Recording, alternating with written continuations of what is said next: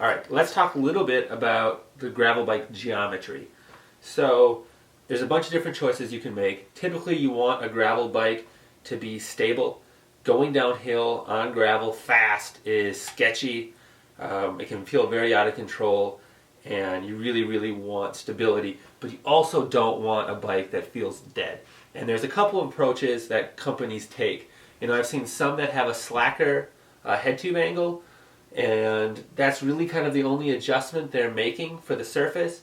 I myself like to keep a fairly traditional road head tube and trail number so that it feels pretty snappy and lively. And where I choose to get stability is from bottom bracket height.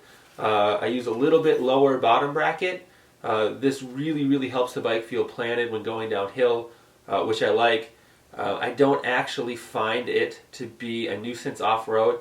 As I said, it's optimized for a 38C tire, so in terms of pedal strike or crank arm strike, when you're off-road, you start putting those 2.0 tires in there, and you get a significantly greater amount of room, so that really shouldn't be an issue. The other thing I like, as I talked about, is a little bit longer chain stays. The longer chain stays, they give you that stability, they give you room for a bigger tire, and more importantly, I think they give you a good amount of compliance. I don't want a super stiff rear end. This bike isn't about stiffness, it's about comfort for long days in the saddle. And I feel like the longer stays really help give you that without taking anything away from the overall handling and liveliness and feel of the bike.